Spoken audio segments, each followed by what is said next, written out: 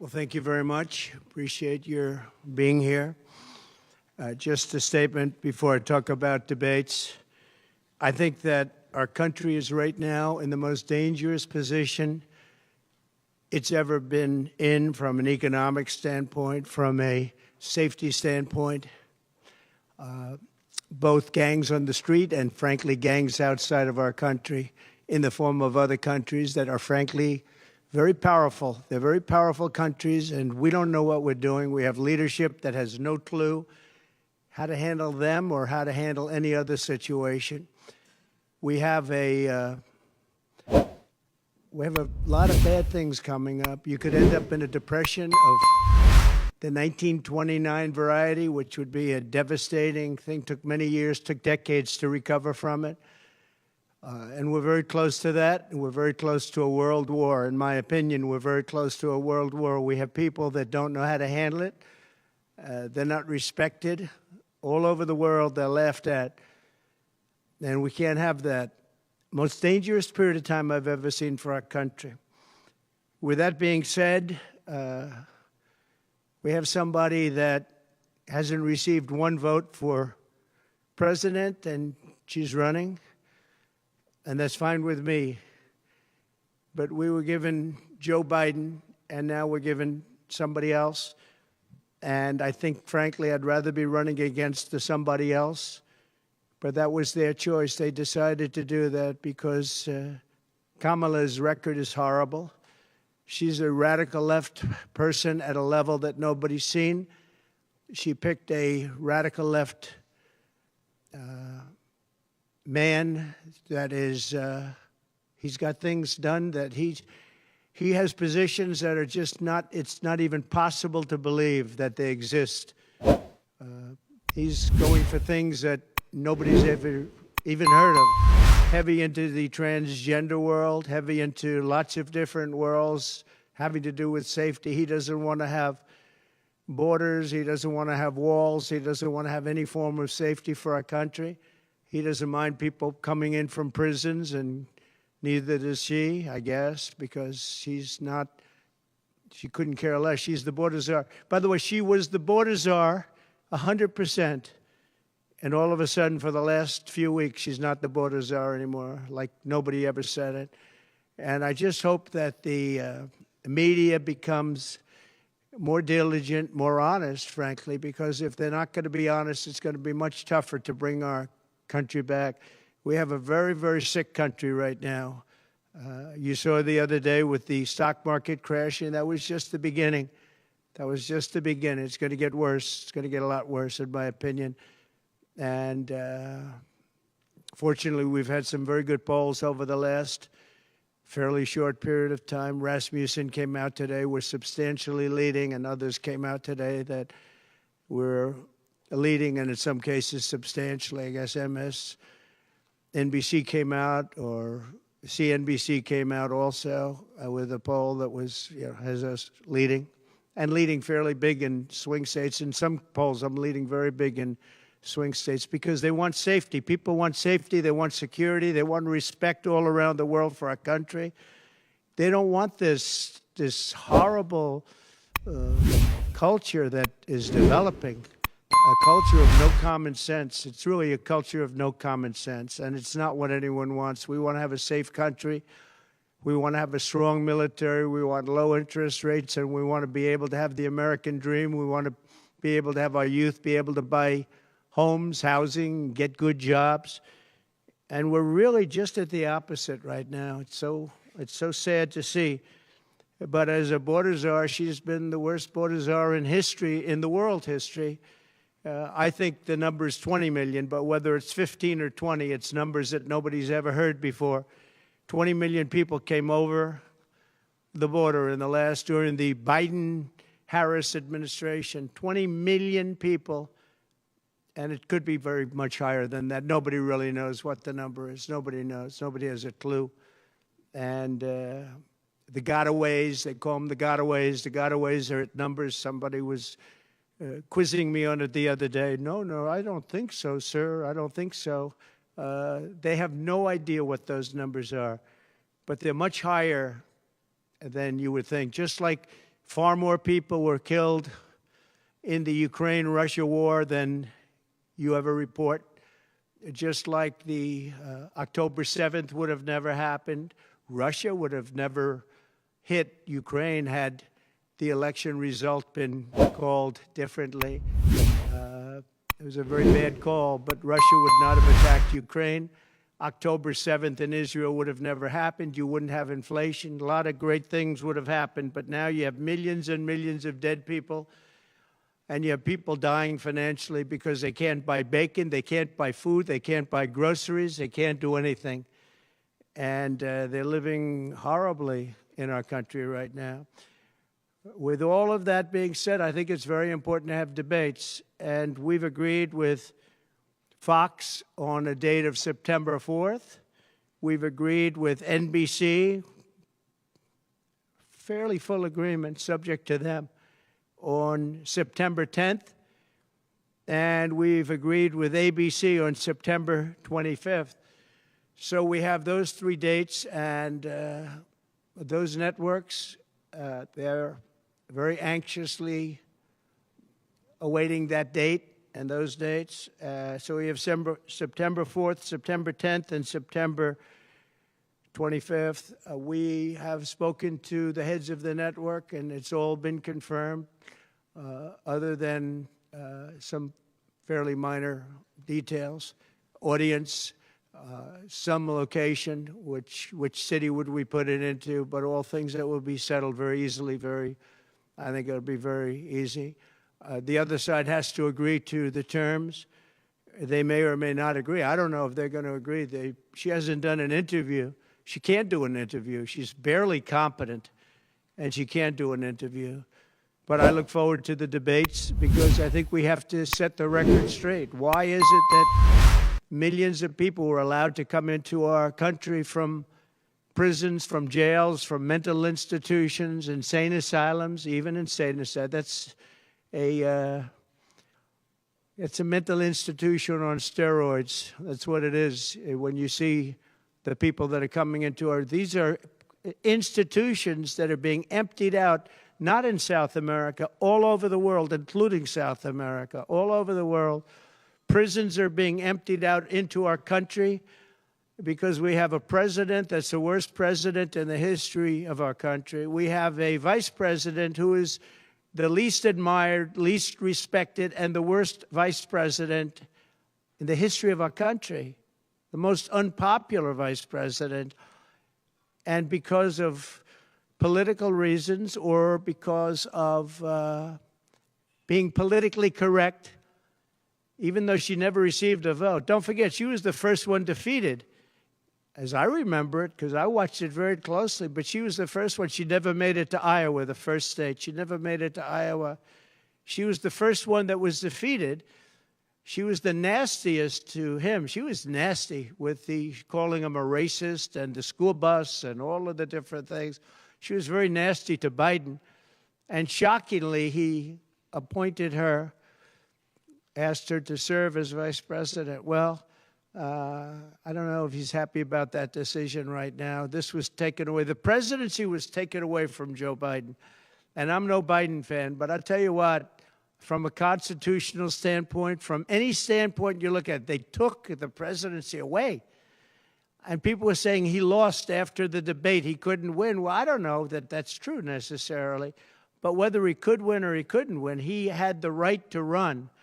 And they took it away. They said they're going to use the 25th Amendment. They're going to hit you hard. Either we can do it the nice. I know exactly, because I know a lot of people on the other side, believe it or not.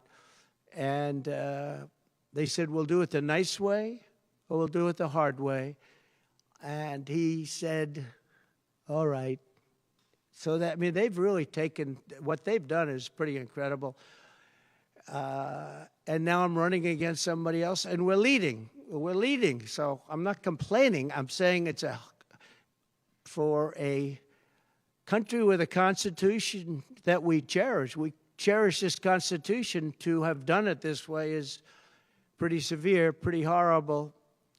You would have thought they would have gone out to a vote. They would have had a primary system. They would have done something. But to just take it away from them like he was a child. And he's a very angry man right now, I can tell you that. He's not happy with Obama, and he's not happy with Nancy Pelosi, crazy Nancy. She is crazy, too. She's not happy with any of the people that told him that you've got to leave. He's very unhappy, very angry, and I think he also blames her.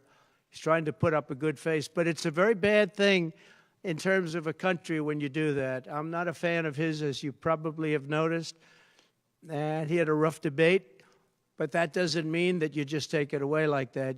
Or you go out to a vote, you do something. He had 14 million votes. She had no votes. She got no votes.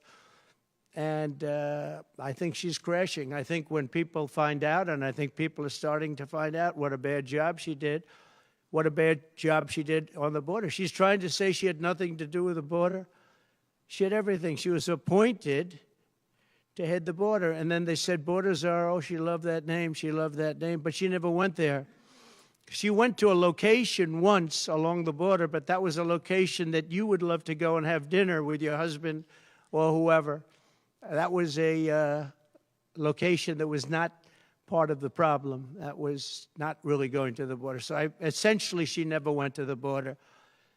And if you listen to Tom Homan, if you listen to the great border people, Brandon Judd from Border Patrol, if you listen to Paul, I mean, so many different people. I speak to them all the time.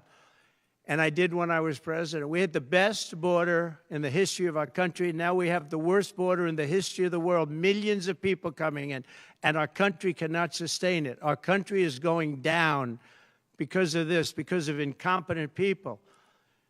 So I just look forward to these debates. I think it's very important that we have them. I hope she agrees to them September 4th, September 10th, September 25th, and I think they'll be very revealing. I think they'll be very revealing. Do you have any questions, please?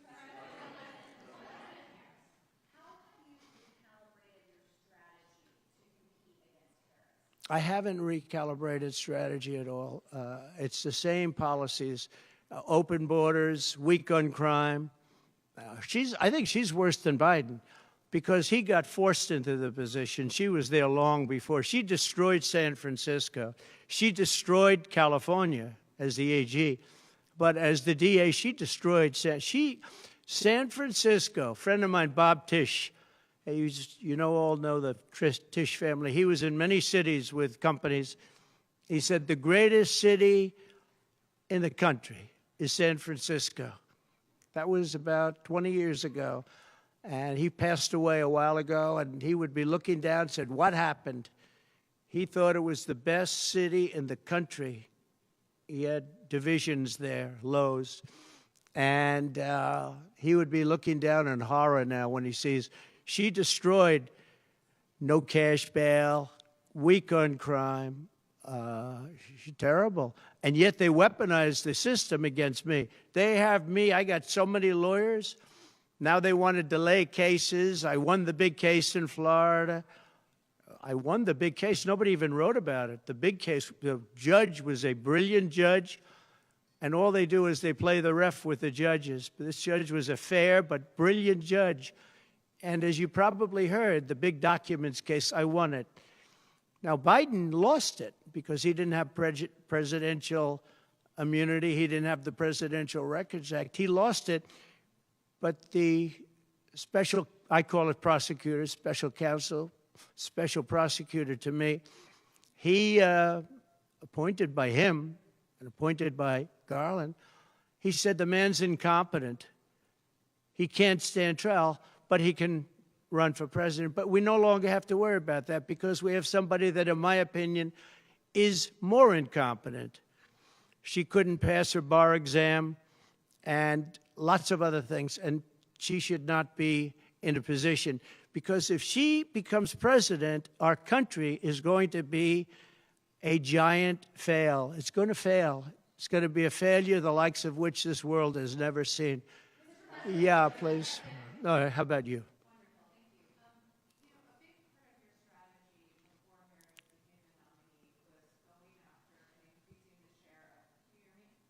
You have to speak louder.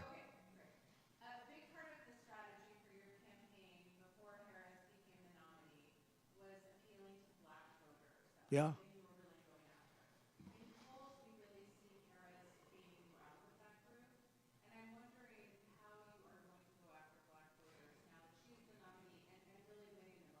Well, it changes around a little bit. I'm getting other voters.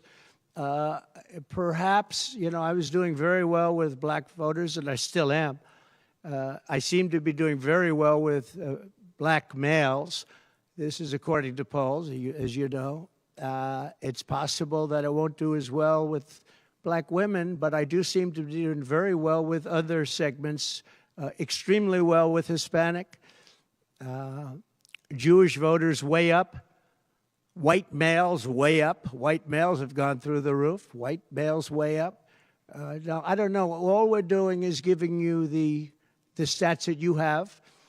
It could be that I'll be affected somewhat with black females, where we're doing pretty well. And I think ultimately they'll like me better because I'm going to give them security, safety, and jobs. I'm going to give them a good economy. We have a very bad economy right now. We could literally be on the throes of a depression, not recession, a depression. And they can't have that. They can't have that. So I think I'm going to do well with everybody, especially when the facts are right. Yeah, please, in the back.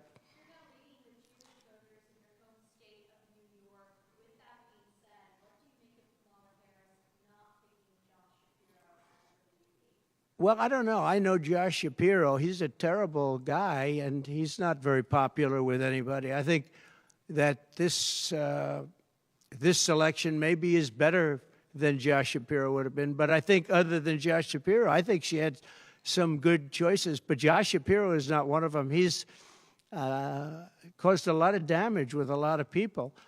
And I don't think he would have been better. I think he would have been maybe the equivalent, maybe not as good. But they had some people that they were looking at that were good, far superior to her. They actually had a story where they had everybody, including, they had like 10 people that she was looking at, and her.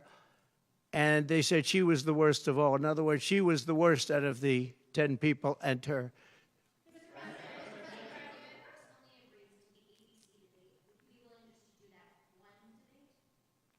I don't know how that's going to work out. We'd like to do 3 debates.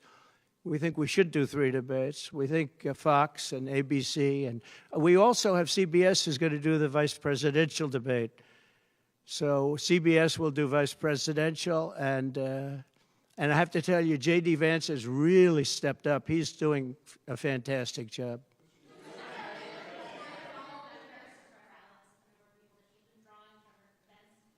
Say it.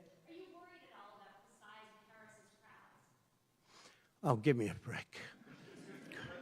Listen, I had 107,000 people in New Jersey. You didn't report it. I'm so glad you asked. What did she have yesterday, 2,000 people? If I ever had 2,000 people, you'd say my campaign is finished. It's so dishonest, the press. And here's a great example.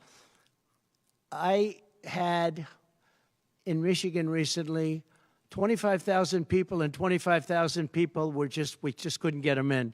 We had in Harrisburg 25,000 people, and 20,000 people couldn't get in. We had so many, nobody ever mentions that. When she gets 1,500 people, and I saw it yesterday on ABC, where they said, oh, the crowd was so big. I have 10 times, 20 times, 30 times the crowd size. And no, they never say the crowd was big. That's why I'm always saying turn around the cameras. I'm so glad you asked that. I think it's so terrible when you say, well, she has 1,500 people, 1,000 people, and they talk about, oh, the enthusiasm. Let me tell you, we have the enthusiasm. The Republican Party, and me as a candidate, but the Republican Party has the enthusiasm because people want to see crime stopped. They want to see a country that's respected. Think of it. If I were president, you wouldn't have Russia and Ukraine, where it never happened. 0 chance. You wouldn't have had October 7th of Israel. You wouldn't have the horrible withdrawal. And I don't mean the withdrawal, because the withdrawal was fine. I was ready to withdraw from Afghanistan, and we were going to do it with dignity and strength. And we were keeping our equipment. We weren't leaving $85 billion worth of equipment behind. And we wouldn't have had 13 great soldiers. I know the families of those soldiers well. We wouldn't have had these soldiers killed, and we wouldn't have had 45 soldiers obliterated. No legs, no arms, the face. None of that would have happened, and you wouldn't have had inflation. You wouldn't have had any inflation because inflation was caused by their bad energy problems. Now they've gone back to the Trump thing because they need the votes. I don't know if you know, they're drilling now because they had to go back because gasoline was going up to $7, $8, $9 a barrel. So they said, we better do what Trump. But the day after the election, if they won, you're going to have fuel prices go through the roof. Everybody's going to be forced to buy an electric car, which they're not going to do because they don't want that. It's got a great market. It's got a market. It's really a sub-market. People want gasoline-propelled cars. They want hybrids. They want to have everything, and they want electric. But they want everybody to have an electric car. We don't have enough electricity. We couldn't make enough electricity for that. And you know what else? The weight of a car, the weight of a truck. They want all trucks to be electric. Little things that a lot of people don't talk about. The weight of a truck is 2.5 times. It's 2.5 times heavier. You would have to rebuild every bridge in this country if you were going to do this ridiculous policy. So, but on crowd size, in history, for any country, nobody's had crowds like I have, and you know that. And when she gets 1,000 people and everybody starts jumping, you know that if I had 1,000 people would say, that's the end of his campaign. I have hundreds of thousands of people. In South Carolina, I had 88,000 people. In Alabama, I had 68,000 people. Nobody says about crowd size with me. But she has 1,000 people or 1,500 people, and they say, oh, the enthusiasm's back. No. The enthusiasm is with me and the Republican Party because they want to stop crime. They want to stop people from pouring into our country from places unknown and from countries unknown, from countries that nobody ever heard of. That's where the enthusiasm.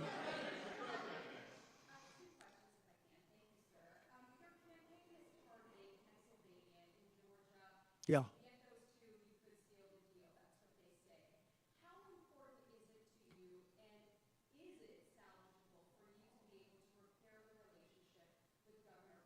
I don't know. I don't know if I can or not. I got him elected. Without me, he wouldn't be governor. I got him elected. He was doing terribly. I got him elected. With that being said, I hope we can repair it, but if we don't, the people are still the people, and they're going to vote. We're leading in Georgia by a lot. We're leading in Pennsylvania by a lot. So, but I don't know. Now, in Pennsylvania, I have great relationships. In Georgia, I do too, but unfortunately not with the governor. I've never understood it. When you get somebody elected, they're supposed to like you. He's not exactly, for some reason, and you'll have to ask him about that. Yeah, I'd love to see it get repaired.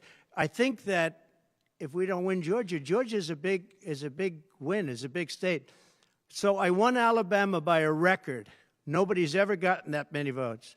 I won South Carolina by a record. You don't win Alabama and South Carolina by records and lose Georgia. It doesn't happen. And the people of Georgia understand that. There was tremendous anxiety and problems in Georgia. A lot of people say, what happened? And we have to, all we want is honest elections. If we have honest elections in Georgia, and we have honest elections in Pennsylvania, we're going to win them by a lot.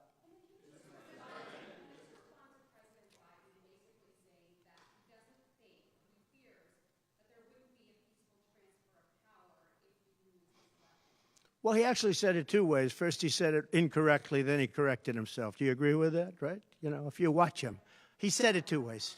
No. I mean, he said it two ways because he doesn't really know what he's saying.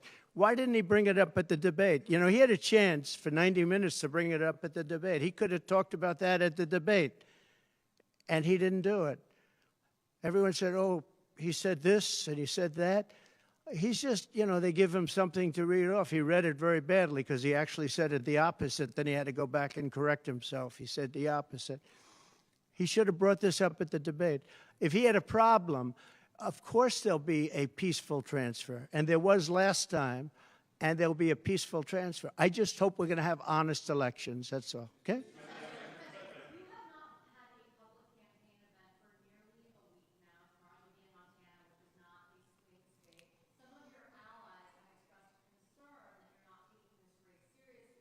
What a stupid question this is.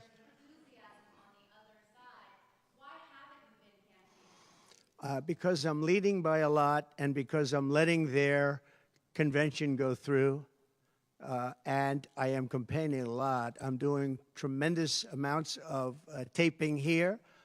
We have commercials that are at a level I don't think that anybody's ever done before. Plus, in certain cases, I see many of you in the room where I'm speaking to you on phones, I'm speaking to radio, I'm speaking to television. Television's coming over here. Excuse me, what are we doing right now? She's not doing any news conference. You know why she's not doing it? Because she can't do a news conference. She doesn't know how to do a news conference. She's not smart enough to do a news conference. And I'm sorry, we need smart people to lead this country because our country's never been in this danger before, both economically and from an outside perspective. Russia doesn't respect us anymore. China doesn't respect us anymore. North Korea, Kim Jong-un, liked me a lot. He doesn't like this group. We are in great danger. We're in great danger of being in World War III. That could happen. No, after their convention, yeah. And I'm going out.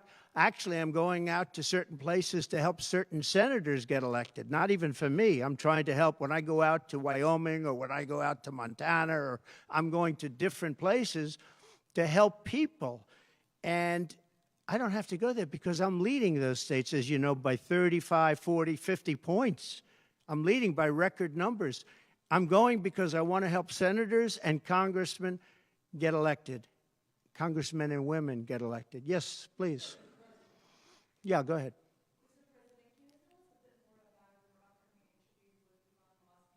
The upcoming what? Oh, yeah.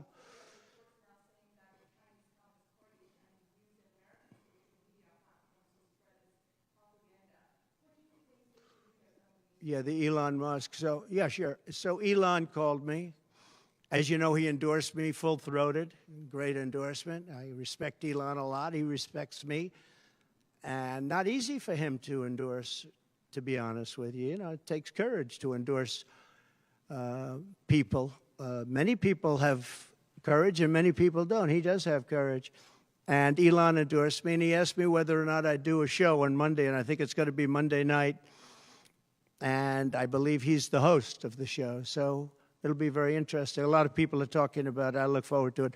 That'll be done on Monday night.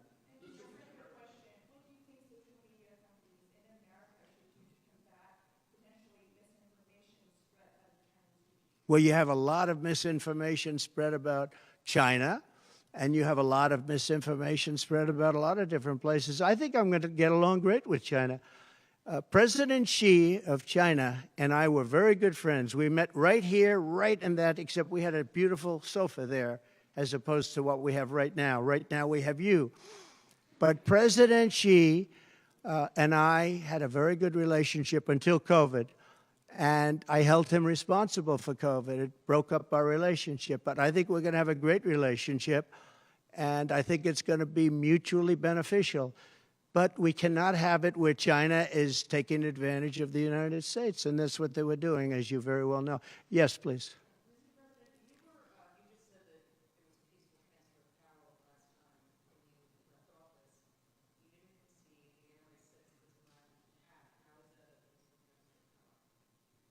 What's your question?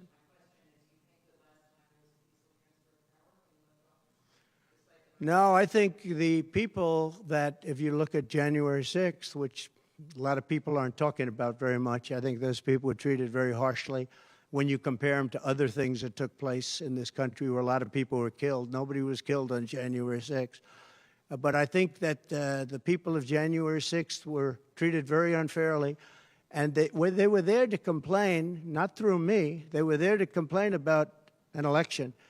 And, you know, it's very interesting. The biggest crowd I've ever spoken to, and I said peacefully and patriotically, which nobody wants to say, but I said peacefully and patriotically, The biggest crowd I've ever spoken to, and you've seen Maggie, I was at the mall, I was at the Washington Monument, I was at the whole thing. I had crowds, I don't know who's ever had a bigger crowd than I have, but I had it many times.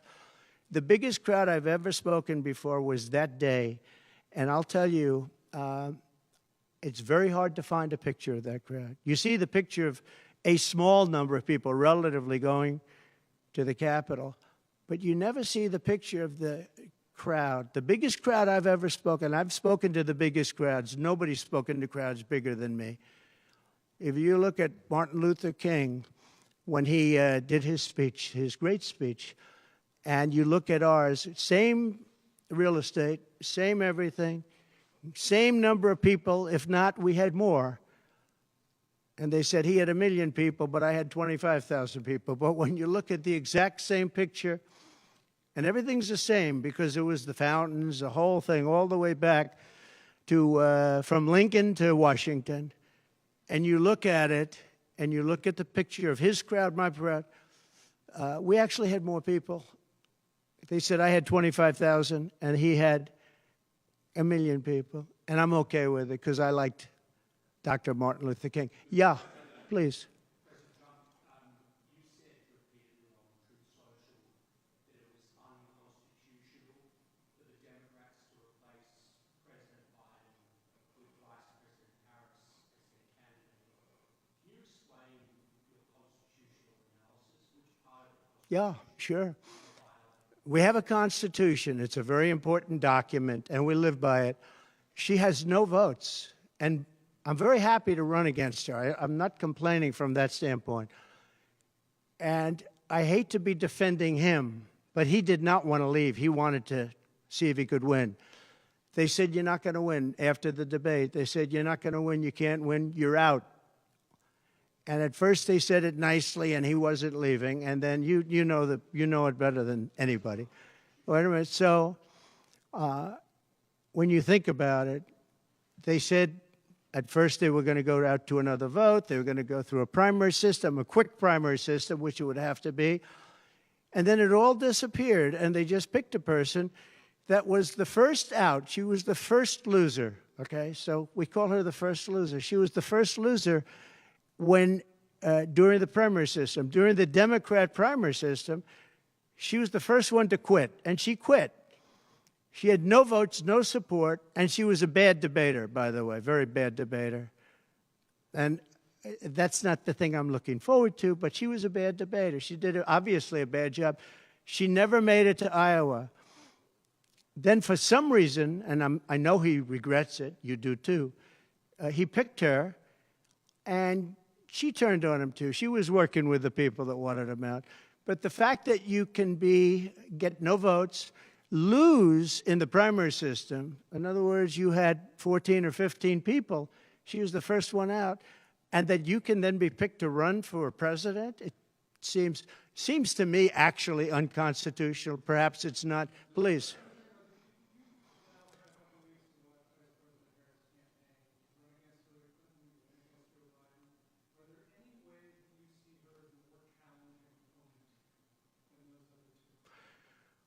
So I've run against Hillary, and I've run against various other people.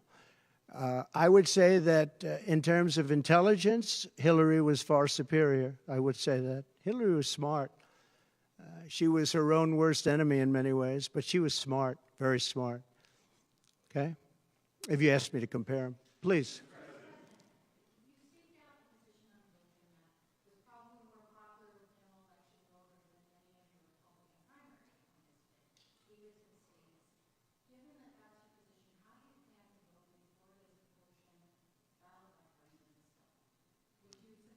Would you repeat that question, please?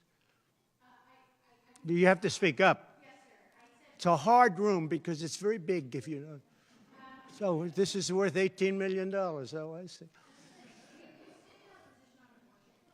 was probably more popular with general election voters than many of your Republican rivals in the primary that you said leaders in states. Given that Florida is a state voting on at this point, Yeah. how do you plan to vote? Do you plan to So I think the abortion issue has been very much tempered down, and I've answered, I think, very well in the debate, and it seems to be much less of an issue, especially for those where they have the exceptions, as you know. And I think it's when I look, for 52 years, they wanted to bring abortion back to the states. They wanted to get rid of Roe v. Wade, and that's Democrats, Republicans, and independents, and everybody. Liberals, conservatives, everybody wanted it back in the states, and I did that. Now the states are voting, and frankly, some of the votes are much more, if you could say, liberal than you would think. Ohio turned out to be, they had a big vote, and it turned out to be a much more liberal standing than people would have thought. Kansas, the same thing, and then you have Texas, and you have other places where it may be different. But the issue has been brought back to the states now, and like Ronald Reagan, I believe in the exceptions for rape, incest, and life for the mother. I believe strongly. I think that that's a very important thing. I think when you don't, you have to follow your heart. But when you don't believe in the exceptions, I think it's much tougher. It's a much tougher issue. But about 82% of Republicans do believe in exceptions. I think and a lot of them are changing their mind and coming even further. I think that abortion has become much less of an issue. It's a very I think it's actually going to be a very small issue. What I've done is I've done what every Democrat and every Republican wanted to have done, and we brought that issue back to the states. And now the states are voting on it. And frankly, some of the votes are a lot different than people would have thought. But it's the vote of the people is taking care of it. And, you know, when you think about the Democrats are really the radical ones on this because they're allowed to do abortion on the 8th and 9th month and even after birth. If you look at your new governor from Minnesota, he's talking about, he's like the governor previous, the former governor. I don't want to get him mixed up because Glenn is doing a good job and he's leading our whole campaign in Virginia, Glenn Youngkin. But previous to Glenn, the governor, he said the baby will be born, we will put the baby aside, and we will decide with the mother what we're going to do. In other words, whether or not we're going to kill the baby. The Minnesota gentleman, this guy agrees with that. He is the most liberal. Look, between her and him, there's never been anything like this. There's never been a combination. So I'll use the word progressive. You know, they want to go progressive. They don't like the word liberal. I like liberal better. I think it's more appropriate because nobody knows what progressive means. But they now like to use the word progressive. But there's certainly never been anybody so liberal like these two, or even close. I think the abortion issue has been taken down many notches. I don't think it's a big factor anymore, really. And when people hear what I said in the debate, and I think I said it very well during the debate, we brought it back to the states. Everybody wanted it in the states. And very importantly, and you think about this, assuming you have exceptions. If you don't have exceptions, it's a more difficult thing. At the same time, there are people that strongly feel that way, and you have to follow your heart, and you should follow your heart. But that issue is very much subdued. Yeah, thank you. About who? Yes.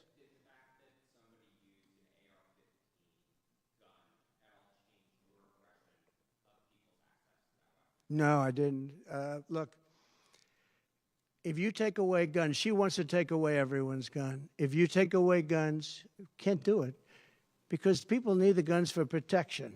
Now, entertainment, they want it, hunting, they want, different things. But they need weapons for protection in this country. People live out in the woods and they're not going to have a gun. If you look at some countries, I don't want to get them in trouble, but some countries have actually gone the opposite way. They had very strong gun laws, and now they have gone the opposite way, where they allowed people to have guns, where in one case they encouraged people to go out and get guns, and crime is down 29%. And remember this, What is the toughest gun law in the United States? Chicago. On July 4th, 117 people were shot and 17 died. The toughest gun laws in the United States are in the city of Chicago. You know that. They had 117 people shot. Afghanistan does not have that. Afghanistan, by the way, was the lowest point in the history of our country, in my opinion. That was the worst embarrassment to the history of this country, and I say Putin would not have gone into Ukraine if that didn't happen. When he saw the incompetence of Milley and all these guys that are incompetent, when he saw that happen, when they took out the soldiers first, they took out the soldiers first. You know, if you go back and check your records, for 18 months, I had a talk with Abdul. Abdul was the leader of the Taliban, still is. But I had a strong talk with him. For 18 months, not one American soldier was shot at or killed, but not even shot at. 18 months, and then we had the disaster of the lift, where people were falling off airplanes from 3 times the height of the World Trade Center. I mean, terrible. But now our country has to be respected again. Please. Go ahead, please.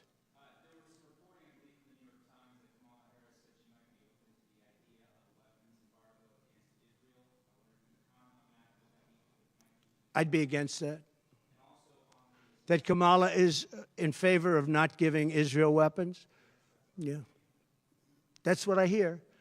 Look, she's been very, very bad to Israel, and she's been very bad to Jewish people.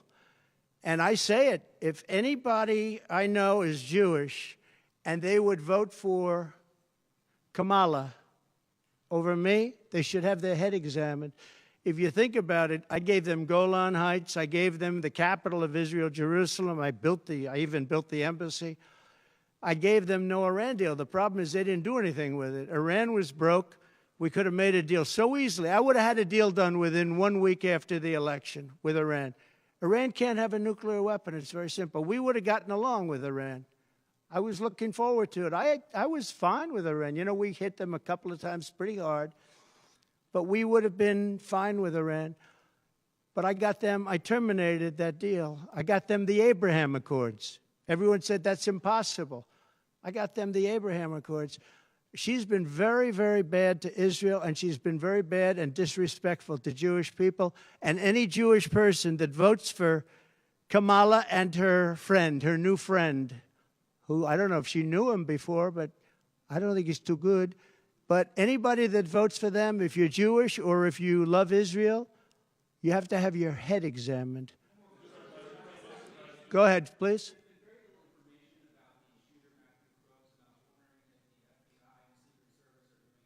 They have. The FBI came to see me about the shooter. I think they've done a very good job. And I think they did a very good job with respect to this other lunatic that they have in custody. Please.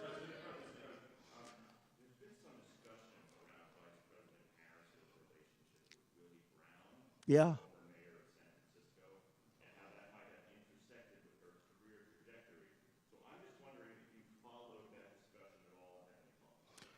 Well, I know Willie Brown very well.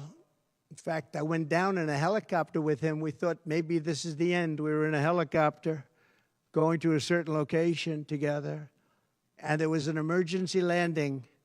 This was not a pleasant landing, and Willie was, he was a little concerned. So I know him pretty well. I mean, I haven't seen him in years. But he told me terrible things about her. But this is what you're telling me anyway, I guess. But he had a big part in what happened with Kamala. But he I don't know, maybe he's changed his tune, but he was not a fan of hers very much at that point.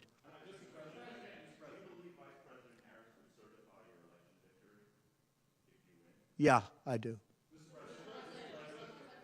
Go ahead. On what?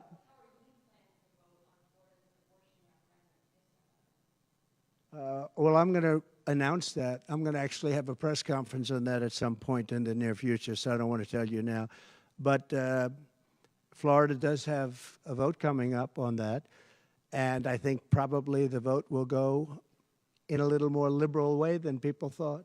But I'll be announcing that at the appropriate time. Please. Mr. President, your tax cuts from your administration will be coming up, fairly soon and potentially expiring. And I wanted to ask you specifically about the tax code favoring parents versus people who don't have children. There are a number of tax breaks. Yeah. Oh, we gave tremendous for child care and all of that. No, our tax cuts, which are the biggest in history, our tax cuts are coming due, as you know, very soon.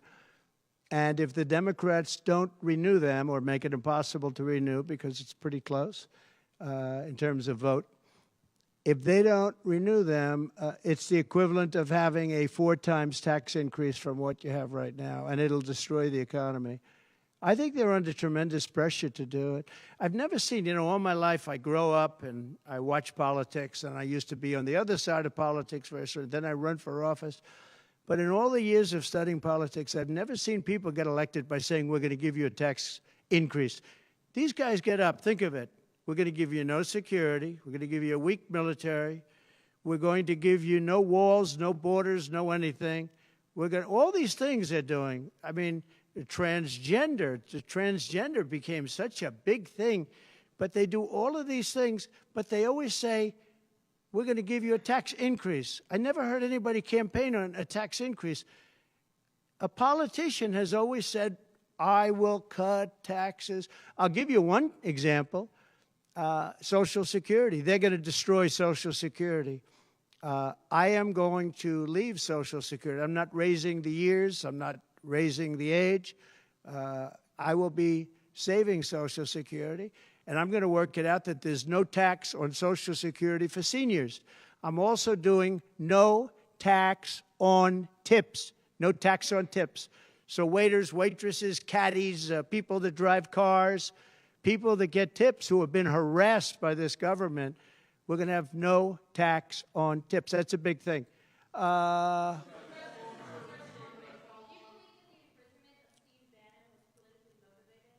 Yeah, oh, absolutely, sure. Because other people have done far bigger things than Steve Bannon, sure. It's politically motivated. I think it's a horrible thing they did. Look, they've weaponized government against me. Look at the Florida case. It was a totally weaponized case. All of these cases, by the way, the New York cases are totally controlled out of the Department of Justice. They sent their top person to the various places. They went to the AG's office, got that one going. Then he went to the DA's office, got that one going, ran through it. No, this is all politics, and it's a disgrace. Never happened in this country. It's very common that it happens, but not in our country. It happens in banana republics and third world countries, and that's what we're becoming. We have no borders. We have bad voting regulations. Anytime you have mail-in ballots, you're going to have problems. France learned that lesson. France had all mail-in voting, and they went back to paper ballots, voter identification, voter ID. They went back to a normal system, one-day voting. They don't want to be around, voting for 64 days. And look, the election, I keep talking about November 5th, but the election really starts on September 6th. That's when it starts because it's early voting. We should have one-day voting.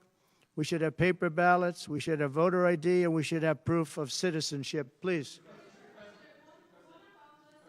No, the gentleman in back.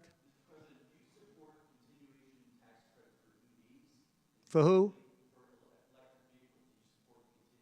You're going to have to talk louder, sir. Do you support continuation of tax credits for EVs? And secondly, what sort of political or policy advice does Elon Musk give you? Elon is a very different kind of a guy. He's a very big believer in the country, but he's very worried about the country. He's very worried about the country. And I don't know if it's good for him politically to have supported me, although I think we have a vast majority of this country does support me. But Elon more than almost anybody I know. I mean, he loves this country. He loves the concept of the country. But like me, he says this country is in big trouble. It's in tremendous danger. Okay, please. Polls suggest overwhelmingly that Americans trust you more than Kamala Harris to fix the U.S. economy. I like this guy. I like him. What message do you have to Americans, sir, who are struggling to pay for everyday Yeah. life, groceries, rent? The polls have suggested. There are some polls that say we're going to win in a landslide. People are voting with their stomachs, meaning they're going to the grocery store. They're paying 50, 60, 70% more for food than they did just a couple of years ago. Look at what's happened to energy. Look at what's happened not only to their cars, where gasoline's gone from $1.87, $1.87, and we had moments when it was below that, but it's gone from $1.87 to $5, $6, and $7. And they take the strategic national reserves and they take it out, even though it's peanuts compared, it doesn't last long. But they're virtually empty now. We've never had it this low. And he's using that to keep the gasoline prices as low as possible.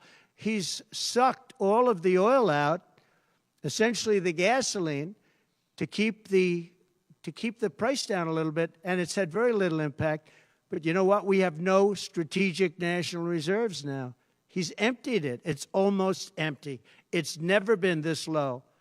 And I had it at a good level, and I would have had it more if the Democrats would have approved the deal.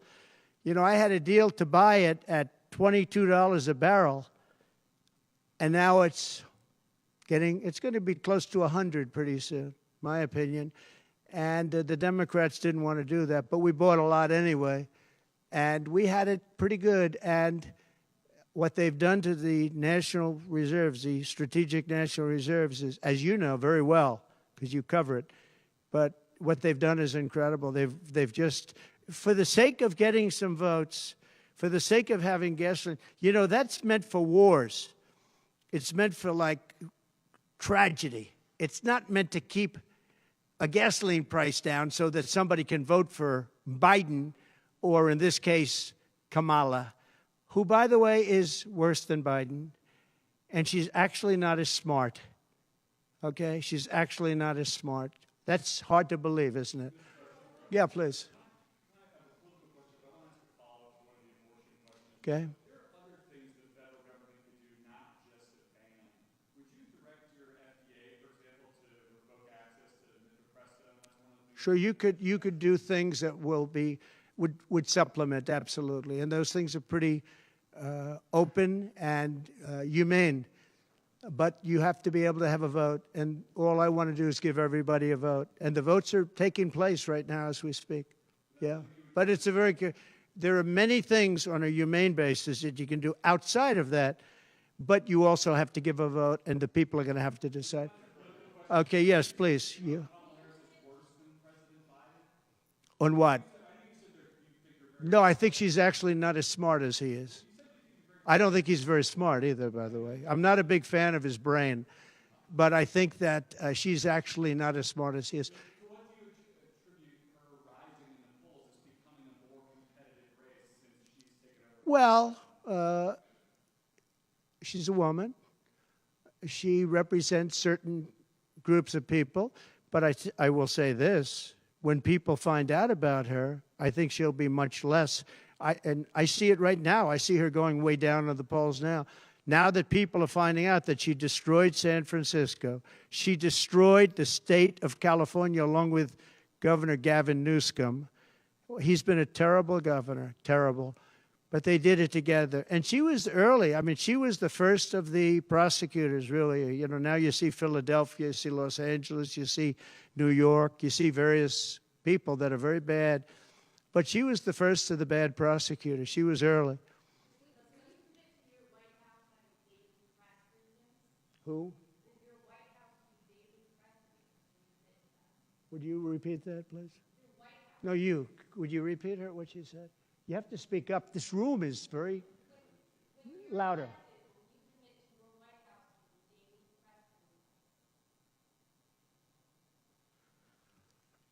Do you hear her?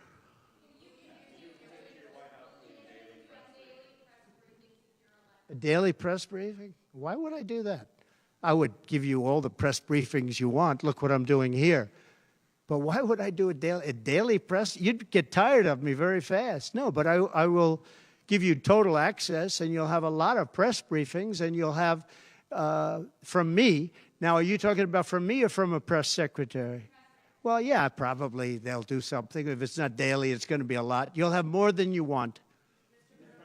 Yeah, please. President Biden vowed not to pardon his son Hunter, who is now a convicted felon and facing more felony charges in his upcoming trial for alleged tax evasion.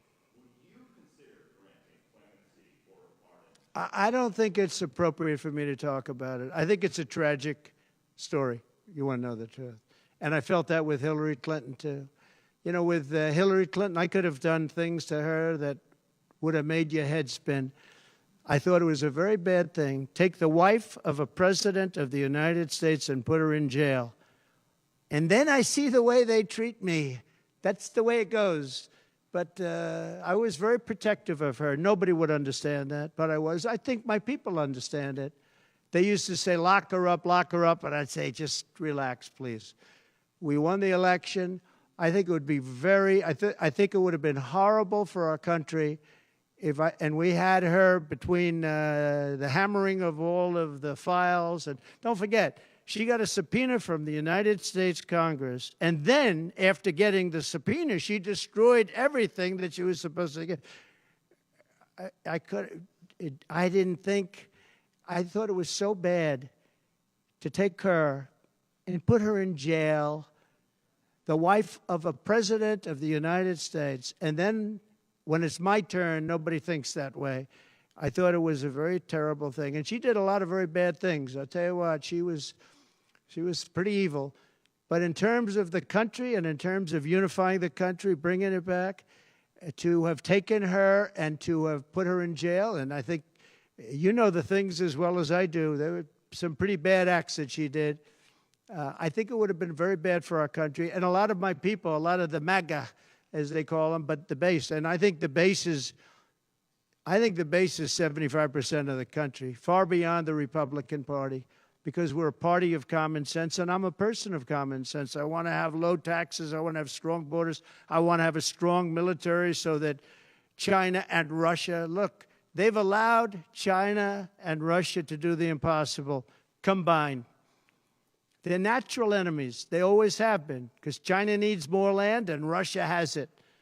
They've always been natural enemies, and because of Obama, it started with him, and then Biden, because he didn't know what the hell he was doing, they've now become one force. And then now they're adding Iran to it, and they're adding North Korea to it. Pretty powerful force. This is something that is unthinkable that they allowed to happen.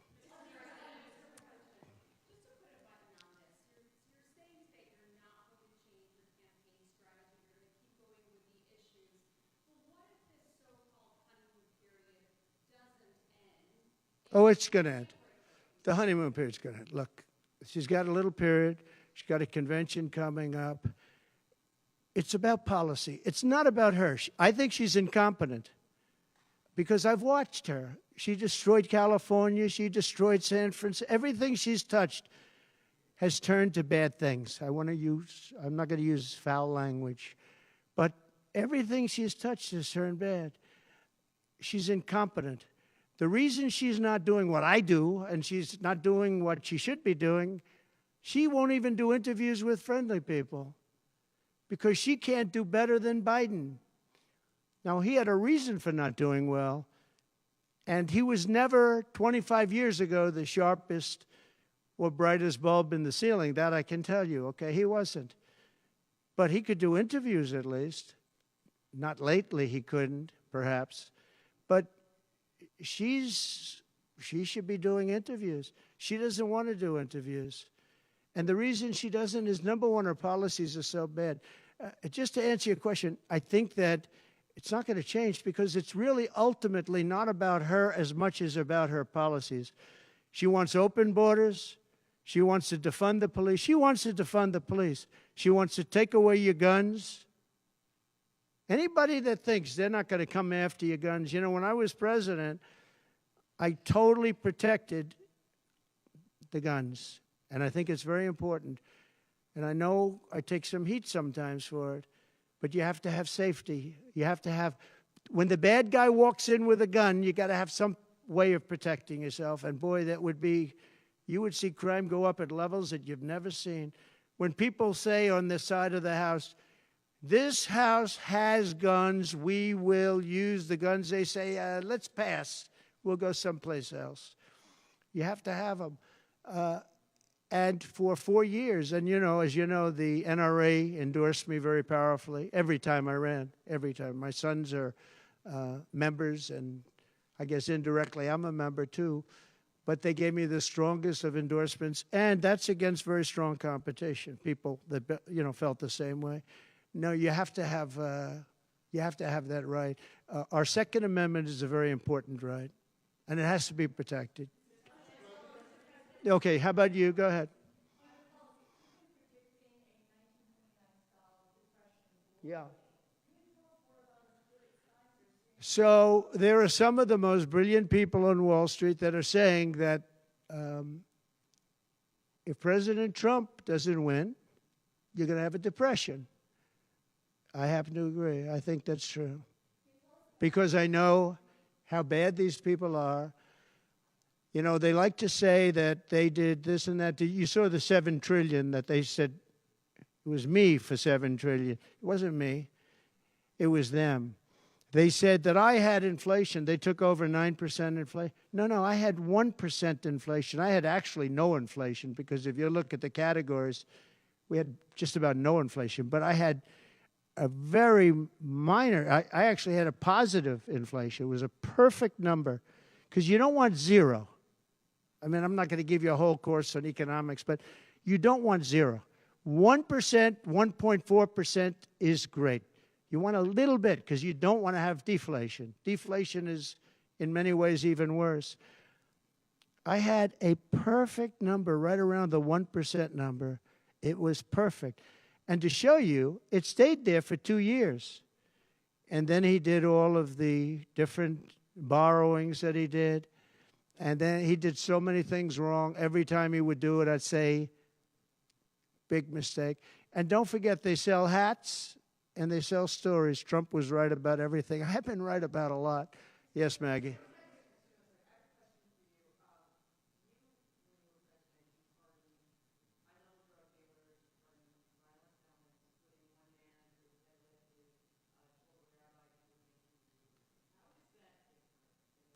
Well, we had a commission like other people do, and it's always complicated and it's always controversial.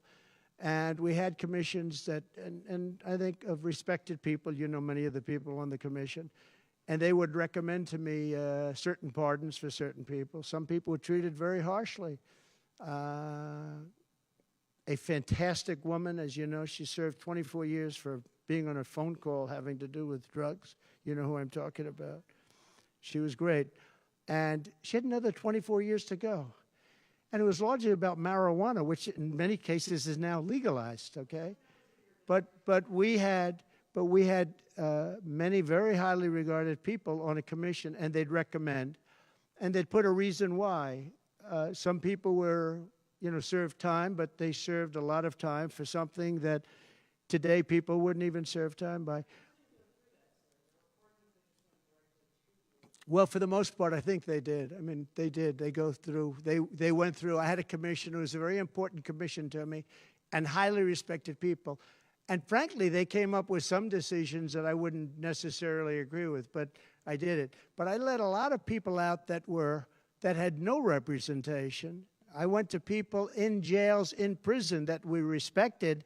I said, how many of these people should be let out? We let out large groups of low-income people that were serving like 40 years for something that today you wouldn't even be put in jail for. We had very few people let out because I said I really don't want to let people out where they had a lot of violence, where they had killing, et cetera, et cetera. And for the most part, we didn't do that. Yeah, please.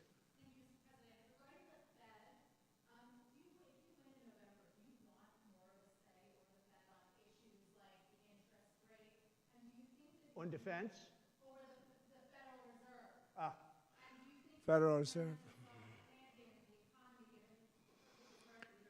Right. Well, look, the Federal Reserve is a very interesting thing, and it's sort of gotten it wrong a lot. And he's tending to be a little bit late on things. He gets a little bit too early and a little bit too late. And, you know, that's very largely it's a gut feeling. I believe it's really a gut feeling. And I used to have it out with him. I had it out with him a couple of times very strongly. I fought him very hard. And, you know, we get along fine. We get along fine. But I feel the president should have at least say in there. Yeah, I feel that strongly. I think that in my case, I made a lot of money. I was very successful. And I think I have a better instinct than, in many cases, people that would be on the Federal Reserve or the chairman. Yeah. Yeah. Harris supports rescheduling marijuana and also says that no one should go to prison for marijuana offense. Do you agree with those positions? Well, as we legalize it, I start to agree a lot more because, you know, it's being illegalized all over the country. Florida has something coming up. I'll be making a statement about that fairly soon. But as we legalize it throughout the country, whether that's a good thing or a bad thing, it's awfully hard to have people all over the jails that are in jail right now for something that's legal. So I think, obviously, there's a lot of sentiment to doing that. Yeah, please. Kamala Harris's father is Jamaican American, and she went to a historically black college. How is she only recently deciding to be black? Well, you'll have to ask her that question because she's the one that said it. I didn't say it. So you'll have to ask her.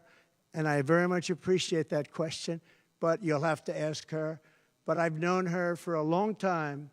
I actually contributed to her campaign a long time ago because I was a developer. I contributed to lots of campaigns of Democrats, Republicans, and some were liberal and some were conservative. But you'll have to ask her about that. But to me, it doesn't matter. But to her, from her standpoint, I think it's very disrespectful to both, really. Whether it's Indian or black, I think it's very disrespectful to both. To me, it doesn't matter.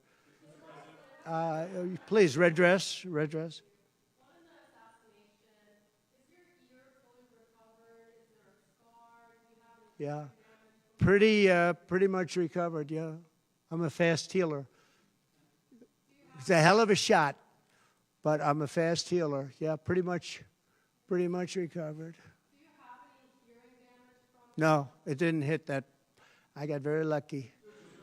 It just hit the lobe, as they call it. Is there a scar on your ear? Yeah, a little bit, not much. On top. A little bit. An immigration question. You've been running on the idea of mass deportation. You said the biggest in American history, basically. Yeah. When Senator Vance has been asked about that, he sort of suggested that really you only need to go after people who've been convicted of crime. Well, we're starting that, yeah. What are you really talking about here? How will you pay for it? We are going to start the largest mass deportation in the history of our country because we have no choice. It's not sustainable. And we're going to start with violent criminals, and we're going to start then with criminals. And our local police is going to work with us because they know everything about the people. They know their names. They know everything about them. They know their middle name. They know their numbers. And as you know, the other side is trying. You know, look, for years I wondered, why are they allowing these people to come in at levels like this? It was incredible. And I said two reasons. They're either really stupid, and I don't believe they're stupid, because anybody that can cheat in elections like they cheat is not stupid. Or, in the alternative, they have bad motives or they hate our country. And I used to think they hate our country. But lately I've seen where they're trying to sign these people up to vote. And they have to stop. They cannot let illegal immigrants vote in this upcoming election. All right, one more question. Go ahead, one more. Make it a good one, please. Regarding Social Security taxes for seniors, Right. we talked about a lot. Experts say that the policy can increase the deficit by $1.6 trillion. So how would it work in your view? We have so many ways of making money in this country We're not going to affect our Social Security. We're not changing it. And I proved that over 4 years. And we're going to do it. It's very unfair to people. They spend their life and they're great citizens and they pay in. We're not going to charge tax to Social Security, the seniors. We're not going to do it. We're not going to charge. And also tax. I say the two things. We're going to have no tax on seniors, Social Security, and we're going to have no tax on tips. Very simple. And we are a country that has so many different ways to make money. We have under our feet more liquid gold, I call it oil, and gas, than any country in the world, much more than Saudi Arabia, much more than Russia. We have so many different ways we can make money. We're not going to hurt our seniors with Social Security, and we're not going to charge them tax. Okay?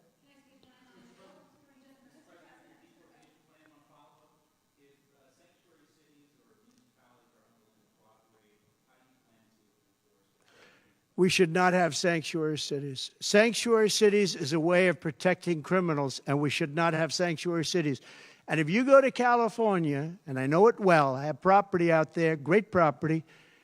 If you go to California and you ask the people of California, do they like the idea of sanctuary cities? They don't like it. They're tired of it. They're tired of crime. They're tired of what's happened to our country. Our country's become a crime-ridden mess, and we're going to stop it on November 5th. Thank you very much, everybody. Thank you. Thank you.